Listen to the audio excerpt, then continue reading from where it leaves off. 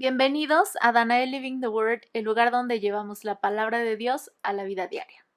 Estamos en una serie de oración e intercesión y es una serie muy interesante, la intercesión. Estamos en la parte de intercesión y la intercesión es algo sumamente interesante, es algo sumamente importante. Esta tierra necesita cada vez más intercesores para el momento tan álgido de la historia en el que nos encontramos. Nos encontramos, como siempre te digo, en el clímax de la historia de las naciones. Se está poniendo muy interesante, pero esta tierra necesita intercesores, necesita gente que ore a Dios, poniéndose en la brecha por sus naciones, por familias enteras.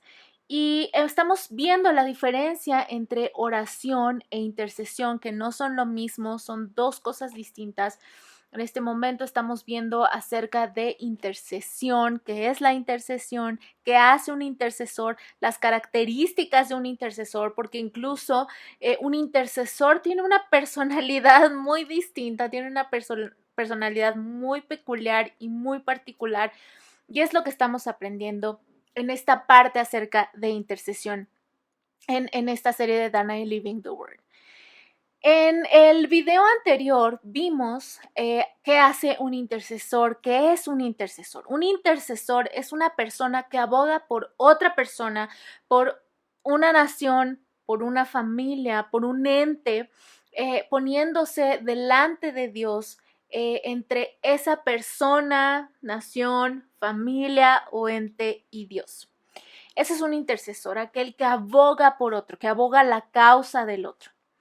Y hoy vamos a ver algo sumamente importante e interesante y hoy yo te voy a hablar acerca del intercesor más asombroso, acerca del supremo intercesor, acerca de nuestro ejemplo de intercesión, y ese intercesor es Jesús. Hoy te voy a hablar acerca de Jesús el intercesor. Así que no te despegues de Danae Living the Word.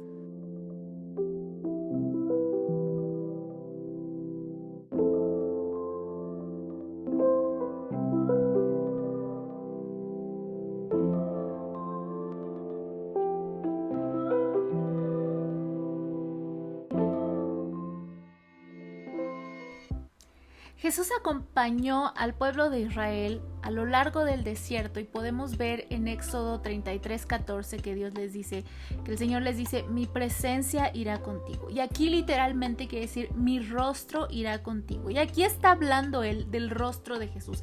El rostro de Jesús fue aquel que acompañó al pueblo a lo largo del desierto. Vemos menciones de Jesús como intercesor y vemos sombras de Jesús como intercesor. Por ejemplo, en Moisés, en Éxodo 32 vemos menciones, alusiones a Jesús en Isaías.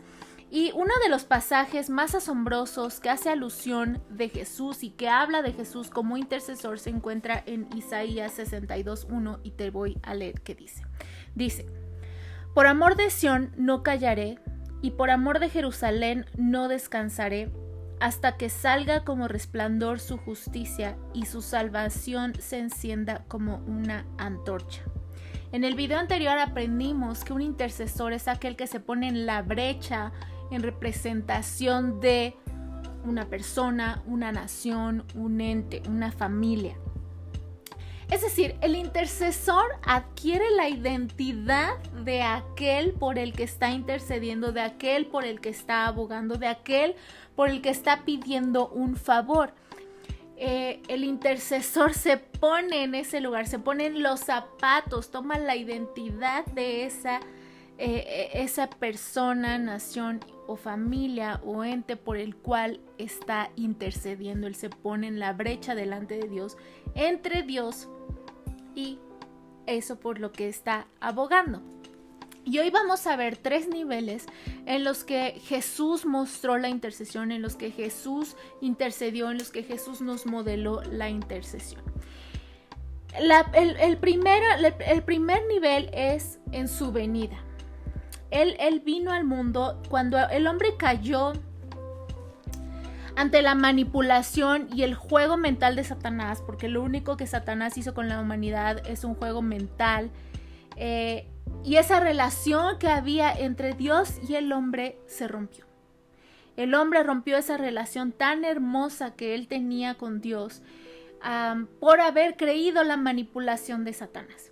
Si quieres saber un poquito más de qué se trata esta manipulación, yo te recomiendo que veas el episodio número 14 de mi podcast, Danae Living the Word, que puedes encontrar en Spotify o en Apple Podcast. Allí te explico más a profundidad, más a detalle, incluso escudriñamos Génesis para descubrir cómo fue esa manipulación mental que Satanás hizo con Eva y con Adán, que está repitiendo en nuestros días, porque quiero recordarte que Satanás no tiene ninguna arma nueva, no tiene ninguna estrategia nueva, las mismas estrategias, armas y mentiras que utilizó con Adán y Eva lo sigue utilizando con los millennials, con los centennials, con la generación Z, con los baby boomers, y lo ha usado con todas las generaciones. Te recomiendo que veas, para entender un poquito más acerca de esta manipulación mental de Satanás, el episodio 14 de mi podcast Danae Living the Word.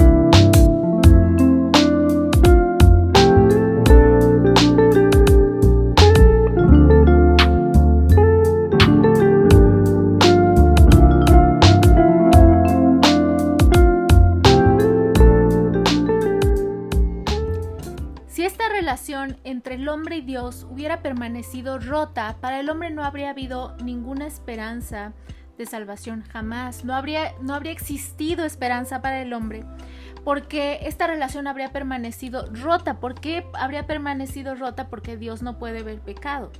Entonces no habría habido una oportunidad de restaurar esta relación si no hubiera habido alguien que se hubiera encargado de ir delante de Dios para restaurar la relación de Dios, del hombre con Dios. Necesitaba ver ese instrumento, necesitaba ver algo, un puente, algo que uniera, volviera a unir esa relación. Y no podía ser un hombre, porque si el hombre pecó, el hombre se contaminó, entonces un hombre pecador con esa semilla de pecado no podría ser el mismo que intercediera. Necesitaba venir alguien que restaurara, que fungiera como ese puente para reconectar a la humanidad con Dios. Ahora, para Dios no había opción de dejar esa relación rota, porque Dios, la naturaleza de Dios es amor. Entonces Dios necesitó ese plan de rescate, porque aunque el hombre tenga libre albedrío y pueda escoger ignorar a Dios o puede escoger correr a Dios, atender su voz y escucharlo, el hombre tiene libre albedrío. Sin embargo, Dios, respetando el libre albedrío del hombre, tenía que tener ese puente, hacer ese puente entre él y el hombre para restaurar la relación de quienes quisieran aceptar esa oferta de restauración y por lo tanto tener una vida distinta, un futuro distinto y una eternidad distinta. Pero aquí hay algo muy importante que sucedió, y es que el Espíritu Santo, imagínate, si Jesús no hubiera venido para restaurar esa relación entre el hombre y Dios, entre Dios y el hombre, la obra del Espíritu Santo no habría tenido caso en esta tierra. El Espíritu Santo es el Paracleto. ¿Qué es esto? En un juicio, la función del Paracleto es presentar la evidencia necesaria para defender al acusado. Necesita presentar toda la evidencia que haya descubierto, toda la evidencia que sea necesaria para poder abogar por él, para que el abogado pueda abogar. El Paracleto, que es el Espíritu Santo, trabaja con Jesús. Jesús, delante de las cortes celestiales, que vamos a ver un poquito más adelante, Jesús como abogado, porque dice la palabra que tenemos abogado, tenemos con Cristo. El Espíritu Santo es el Paracleto que da toda la evidencia que el abogado necesita para defender nuestra causa en cada caso jurídico espiritual que enfrentamos delante de las cortes celestiales. Vamos a ver esto más adelante. Por lo tanto, Dios no habría enviado a Jesús a fungir como el intercesor de la humanidad. Y si esto no habría sucedido, ¿dónde habría quedado el papel tan importante del Espíritu Santo en nosotros? Porque el Espíritu Santo, híjole, la obra del Espíritu Santo es preciosa. Y mucha gente, muchos creyentes, ignoran la voz del Espíritu Santo, le han cerrado las puertas de congregaciones y familias enteras al Espíritu Santo, siendo que el Espíritu Santo, el papel del Espíritu Santo en nuestra vida es tan importante. El Espíritu Santo es aquel que nos guía a toda verdad. El Espíritu Santo es nuestro paracleto delante del trono de Dios. Cuando hay una acusación en contra de nosotros, que lo vamos a ver después de el corte que vamos a hacer a continuación, cuando Él nos defiende, Él nos presenta toda la evidencia que tenemos que presentar delante de la corte celestial. Él es nuestro consolador, Él fue enviado, Jesús se fue y dice que si no se habría ido, Él no habría podido enviar al consolador. Entonces, el papel del Espíritu Santo de Dios en la vida del creyente es sumamente importante. El papel del Espíritu Santo de Dios en la vida del intercesor es igualmente importante. Y vamos a ver por qué más adelante en Danae Living the Word. No te despegues.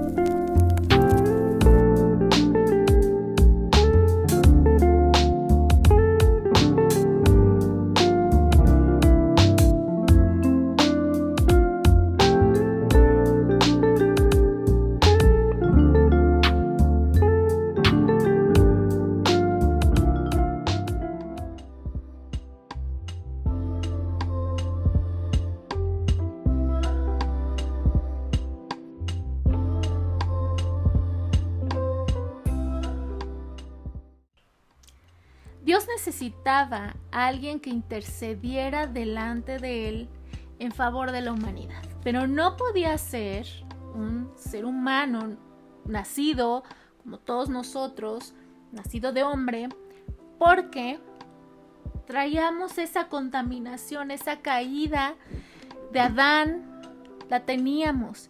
Entonces, Dios necesitaba a alguien que intercediera, a alguien que fuera hombre, pero que fuera un hombre sin pecado y sin mancha, que intercediera por toda la humanidad delante de su trono. Y Él envió a Jesús. Jesús vino despojándose de su deidad, despojándose, como dice Filipenses 2, pero sin pecado. Porque Él no tenía una simiente caída y al haber nacido directamente de hombre. Ahora, esto... Muchas personas tienen duda al respecto. Muchas personas discuten acerca de las maldiciones generacionales, acerca de las herencias, incluso de enfermedad. En otros videos, incluso en Instagram, te he puesto videos acerca de cómo familias enteras tienen herencia de diabetes, alcoholismo, pecado sexual, cosas, patrones que se van repitiendo, ansiedad. En mi podcast te hablé acerca de cómo la ansiedad y las cosas con las que no has permitido que Dios lidie en tu vida se transforman en ADN y eso lo heredas a tus generaciones. La doctora Caroline Leaf habla en Tu Yo Perfecto, en su libro Tu Yo Perfecto, acerca de la evidencia científica de todas estas cosas, que incluso, o sea, si para ti la Biblia no es suficiente, si necesitas un razonamiento científico, la doctora Caroline Leaf en su libro Tu Yo Perfecto te habla de cómo físicamente, a nivel físico, esas cosas se heredan, esos patrones se heredan, patrones de comportamiento, incluso patrones mentales, la manera en que piensa una persona, una familia, eso se hereda y se repite porque son cosas espirituales. Siempre te digo que lo espiritual se manifiesta en lo físico.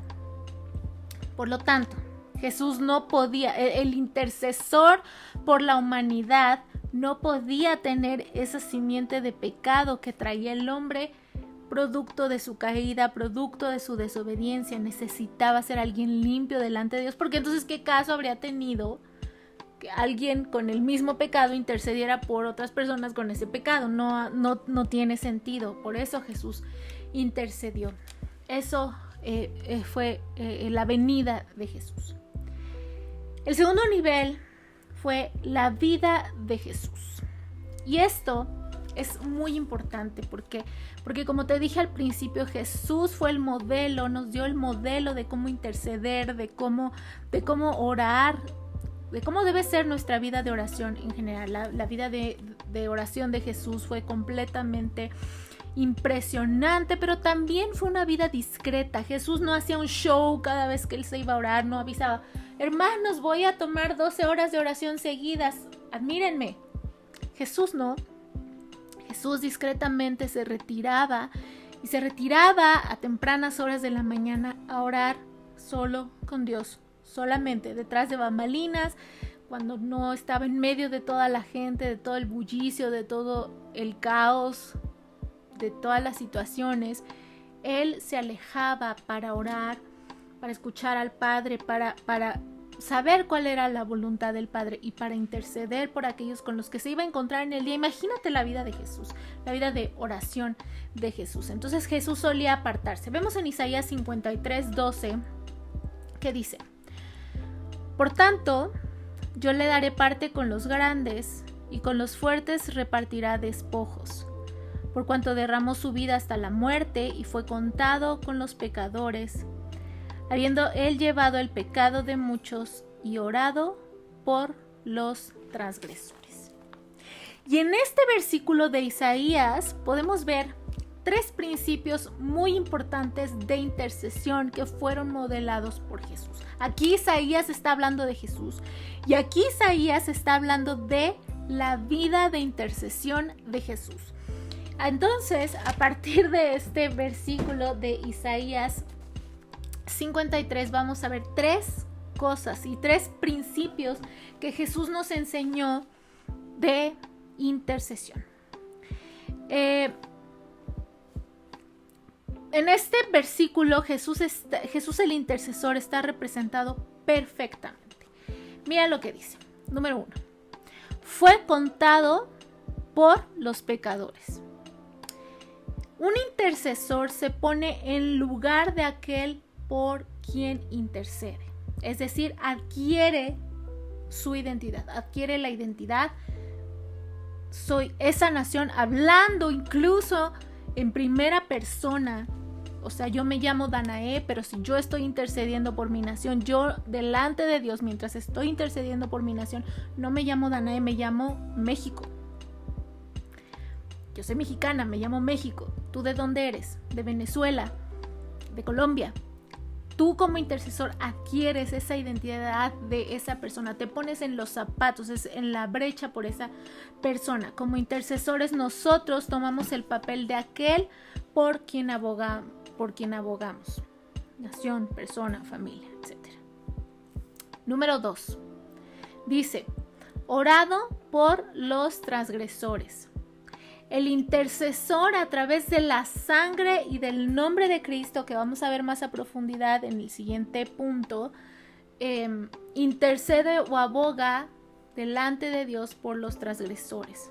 En palabras de Jesús, Él le dice cuando está en la cruz, le dice al Padre: perdónalos porque no saben lo que hacen. Jesús ora delante del Padre: perdónalos porque no saben lo que hacen.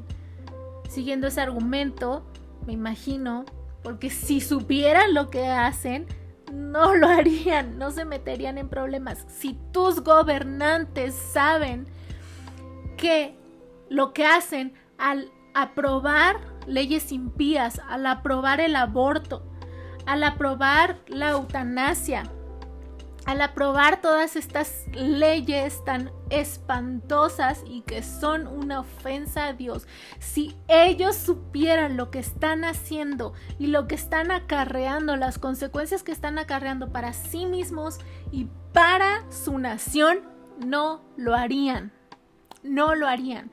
Porque como te dije en algún otro video, incluso cuando, si escuchas tú el episodio número 14 de mi podcast, And I Living the Word, en Spotify y Apple Podcasts, vimos que, por ejemplo, en el caso del aborto, la sangre de hombre, este es un principio bíblico, esto está en la Biblia, la sangre de hombre se paga con hombre. Es decir, que aquel que mata, que aquella mujer que aborta, el castigo delante de Dios es pagar con su propia vida. La sangre de hombre se paga con sangre. Incluso, a veces no solo con su propia, por eso tenemos consecuencias en las futuras generaciones. Hay muchas cosas que hace el hombre que tienen consecuencias en las futuras generaciones. Si la gente, si los gobernantes, si el ser humano supiera lo que hace, que lo que hace, si verdaderamente lo supiera, no lo haríamos, no pecaríamos. Si supiéramos todas las consecuencias que acarreamos con nuestro pecado, con cada aborto, con cada muerte, con cada mentira, con cada cosa que hacemos, si verdaderamente estuviéramos conscientes de eso, no lo haríamos. Jesús le dice al Padre: perdónalos porque ellos no saben lo que hacen, no tienen idea. Ese es el papel del intercesor, ponerse delante de Dios. ¿Sabes qué? Ellos no te conocen, ellos no saben las consecuencias de lo que están haciendo. Padre, perdónalos, sálvalos, muéstrales la verdad. Espíritu Santo, tú eres el Espíritu que nos lleva a toda verdad. Espíritu Santo, abre sus ojos, llévalos a la verdad. Eso es lo que hace un intercesor. Él se pone entre Dios y aquel por el que está intercediendo a través del nombre y de la sangre de Cristo, que a continuación vamos a ver cuál es su importancia. Número 3 dice: por cuanto derramó su vida hasta la muerte. Un intercesor derrama su vida en oración, aunque le tomen años. Hay cosas, hay cargas, como aprendimos en el capítulo pasado, que Dios pone en tu corazón, cargas que pueden ser, dependiendo de qué tipo de intercesor eres. Hay intercesores de crisis que Dios los pone solamente para orar con emergencia por ciertas crisis familiares, personales de alguien más, de una nación. Hay intercesores de crisis que Dios los ha puesto, los ha levantado en la madrugada, los ha puesto a orar contra un ataque terrorista y han frustrado ataques terroristas. Como una de ellas es Cindy Jacobs, es una impresionante intercesora. Si puedes lee alguno de sus libros de intercesión, aquí te voy a recomendar alguno. Cindy Jacobs cuenta que una vez Dios la despertó a la mitad de la noche y la pone a orar para frustrar un ataque terrorista. Entonces ella despierta a su esposo, que dice que su esposo es un santo, porque estar casado con una intercesora no es nada fácil, porque una intercesora de crisis se despierta a la mitad de la noche a orar. Hay veces que Dios te despierta a la mitad de la noche a orar y a veces no entiendes exactamente, o a veces sí te da algo muy específico, un nombre. A mí me ha dado nombres que la verdad a veces me han parecido inverosímiles y después ya le veo la lógica y veo lo que pasó con esa oración. Y pues el cónyuge tiene que despertarse también a orar, o tiene que despertarse a cubrir a su esposa o a su esposo en oración, porque las cosas por las que ora un intercesor muchas veces son muy delicadas, son muy importantes y al enemigo no lo tiene nada feliz. Entonces hay ese tipo de intercesores de crisis. Hay intercesores, como te hablé en el video pasado, gubernamentales, diferentes tipos de intercesores. Tú puedes reconocer qué tipo de intercesor eres con el tipo de cargas que tú ves que Dios te pone. Si Dios te pone una carga muy fuerte por orar por cosas del gobierno, por leyes, por este tipo de cosas, sabes qué tipo de intercesor eres. Si eres un intercesor de guerra, ¿sabes qué va a pasar? No vas a poder evitar pelear. Claro, tienes que aprender cómo pelear. Si tú eres un intercesor de guerra, después vamos a hablar más a profundidad de los diferentes tipos de intercesores, pero si tú eres un intercesor de guerra, tienes que aprender a pelear.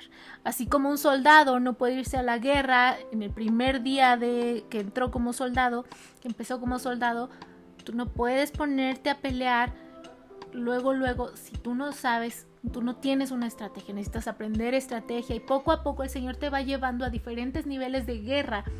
No puedes ponerte en niveles muy altos de guerra si apenas estás aprendiendo porque la vas a regar. Entonces, bueno, Dios te va entrenando. Pero, un intercesor tiene una carga tan fuerte y una carga tan importante que muchas veces un intercesor no va a descansar aún pasen años intercediendo por lo mismo. Hay intercesores que han intercedido toda su vida por una sola cosa, por una sola carga, por un solo tema tan fuerte y tan importante que Dios les ha puesto, que aún ellos murieron, a veces sin ver respuesta, o entregaron toda su vida por aquello por lo que intercedían.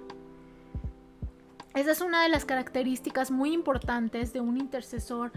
Un intercesor es persistente. Lo que te hablaba en el video anterior. Un intercesor es persistente y ora hasta que Dios le dice, ok, ya puedes descansar, o hasta que ve aquel asunto por el cual ha intercedido resuelto. Ahora, el tercer nivel, la intercesión de Jesús en su muerte. Escucha esto. Todo lo que Jesús llevó a cabo en su ministerio en la tierra surgió de la intercesión. Fue cubierto y saturado de intercesión y recibió poder y unción como resultado de la intercesión. Un ministerio, una congregación sin intercesión es un ministerio que está desprotegido a los ataques y es un ministerio que no dura. La oración y la intercesión son sumamente importantes, son cosas sumamente importantes para un ministerio y para una congregación, porque un ministerio en una congregación van a venir ataques y los ataques se frustran con oración y con intercesión, con guerra. Entonces, un ministerio sin intercesión es un ministerio desprotegido y que no dura. Ahora, pastores, líderes, por favor, rodéense de intercesores siempre. Intercesores probados, intercesores sabios, siempre. Y si sus intercesores les dicen algo, les suenan una alarma, pasa esto, Dios me reveló esto, vi esto, porque un intercesor ve, un intercesor escucha, un intercesor siente. Si tus intercesores te dicen algo y te suenan una alarma, por favor, escúchalos, porque Dios está revelando. Hay muchos pastores que ignoran a sus intercesores y después sufren las consecuencias. Pastores y líderes, escuchen a sus intercesores, porque si no, ¿para qué tienen intercesores? Entonces, ¿por qué la muerte de Jesús fue importante para la intercesión, para nosotros como intercesores? La razón es que Dios es nuestro Padre, pero también es juez de toda la tierra. En la palabra, Dios se muestra a sí mismo como Padre, pero también se muestra como el juez. Ahora, un juez está en una corte. En una corte se presentan casos jurídicos y en esos casos jurídicos hay un acusado y hay un acusador. Nosotros, como creyentes, como cristianos, tenemos un acusador. Y Apocalipsis 12:10 lo llama el acusador de los hermanos. Satanás siempre está buscando en qué acusarnos delante de Dios Él se la vive en las cortes celestiales. Satanás se la vive acusándonos de muchas cosas. Es por eso siempre importante, como dice Salmo 139, examíname, oh Dios, ve si hay alguna cosa que no te parezca, alguna cosa que no esté bien, alguna cosa que te ofenda. Es por eso siempre importante estar a cuentas con Dios. Más si eres un intercesor, necesitas vivir una vida de santidad como intercesor, porque tú como intercesor no te puedes presentar delante de Dios, delante de las cortes de Dios, porque déjame decirte que como intercesor eres conocido en las cortes celestiales, ya te dan tu calendario a fin de año y es importante para esto, porque en cualquier momento puede ser que te tengas que presentar como intercesor delante de las cortes celestiales. Necesitas vivir en santidad todo el tiempo. No quiere decir que ya no vas a cometer ningún pecado, eres ser humano. Por eso siempre tienes que vivir una vida examinada. Examinar tu vida todo el tiempo. Entonces, Satanás es el acusador de los hermanos. Siempre va a tener algo de que acusarte, aun si no es legal. Satanás, hay derechos legales y hay cosas ilegales que se presentan delante de las cortes celestiales. ¿Cuáles son los derechos legales? Lo vamos a estudiar más a profundidad en el futuro, pero los derechos legales son aquellas cosas, aquellas acusaciones que Satanás, el acusador de los hermanos, presenta delante de las cortes celestiales contra ti, que tienen un fundamento, que tienen validez, a las que Dios, si no hay una defensa, si no vas tú a las cortes celestiales, dice, oh, sí, tienes razón, pecó, sí tienes razón, pasó esto, sí tienes razón, el bisabuelo hizo esto, un voto, un pacto con Satanás para sus futuras generaciones, tienes razón. Ahora, ¿qué pasa aquí? ¿No hay esperanza? Sí hay esperanza. Jesucristo es nuestro abogado, el Espíritu Santo es nuestro paracleto. ¿Cuál es la evidencia que presentan delante de las cortes celestiales? La sangre de Cristo. Ahora vamos a ver esto más profundamente.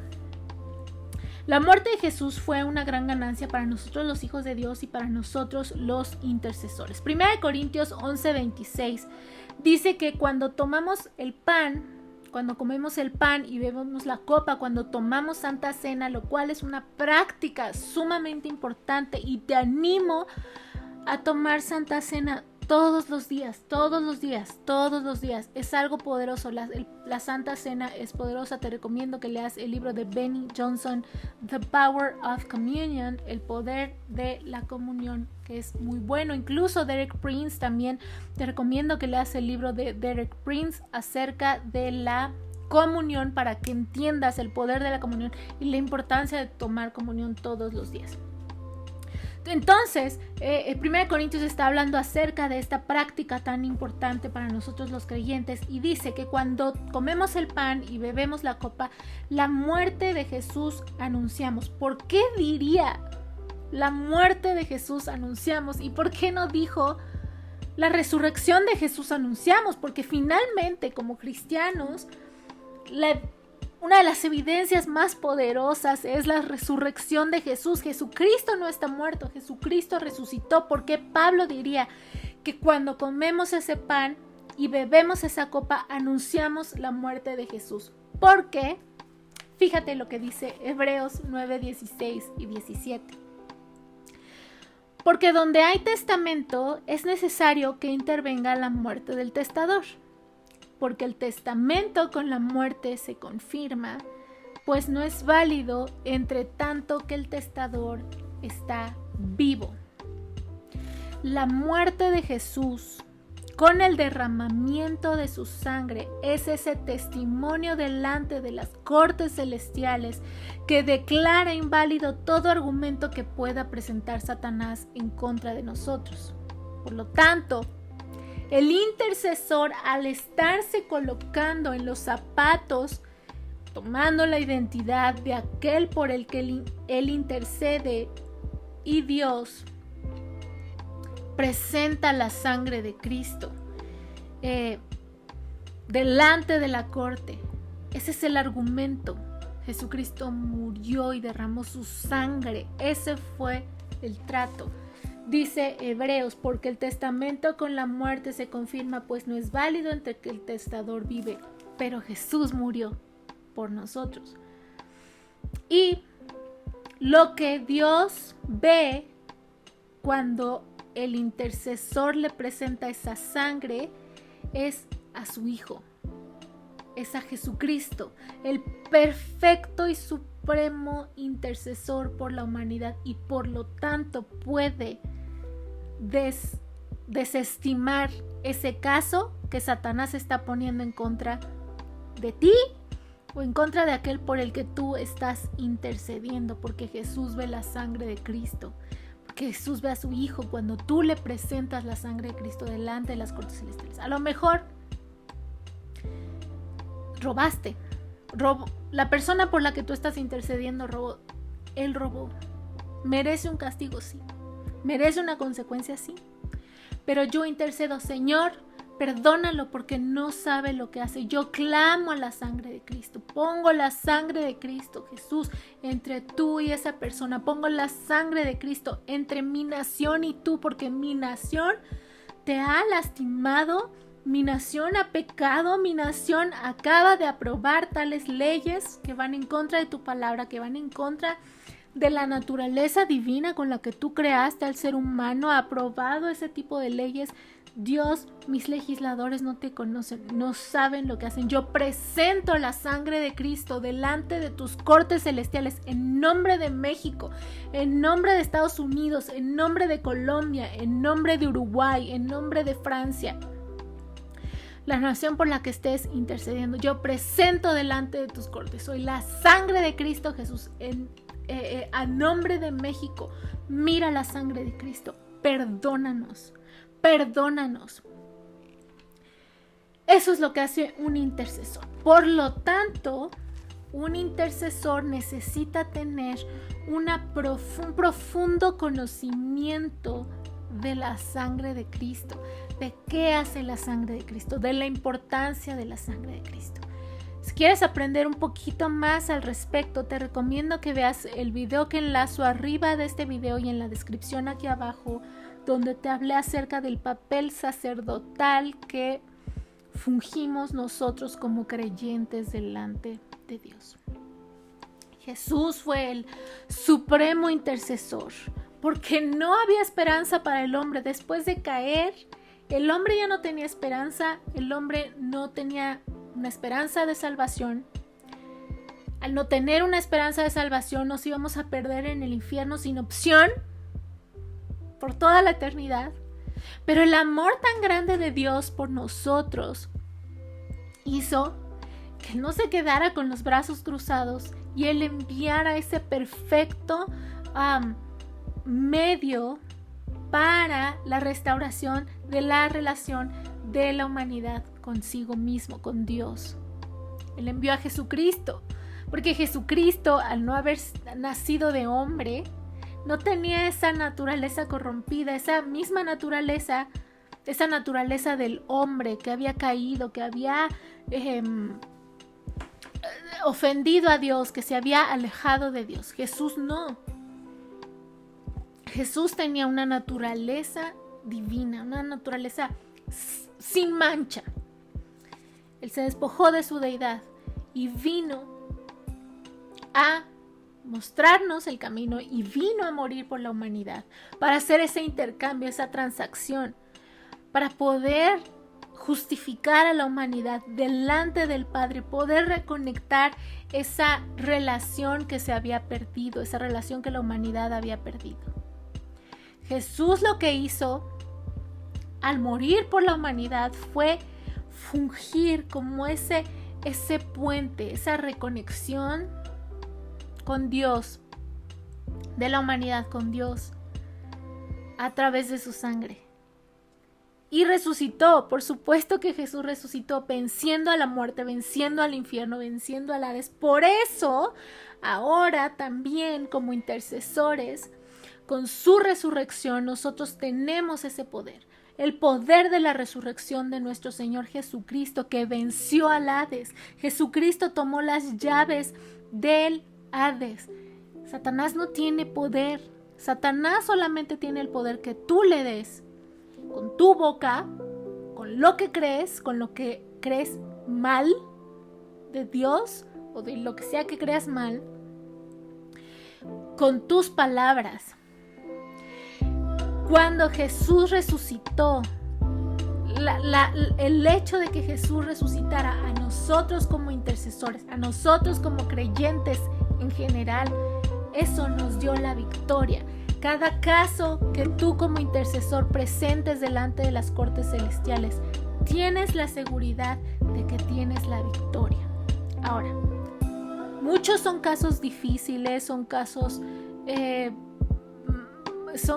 complejos, no difíciles, son casos complejos, por lo cual nos lleva en algunos casos orar años y años y años y pelear, hacer guerra espiritual durante años, décadas. Pero como intercesores necesitamos siempre tener en mente esto: Jesucristo resucitó, Jesucristo obtuvo la victoria, por lo tanto tenemos la victoria porque Jesús venció a la muerte, Jesús venció al Hades, Jesús venció a Satanás. Satanás no tiene la victoria. Entonces eso para nosotros como intercesores es sumamente importante, porque hay veces que las batallas son tan fuertes, son tan pesadas que tú dices: Dios, ¿de verdad va a pasar algo? Dios, ¿de verdad mi oración está haciendo algo? Porque no veo.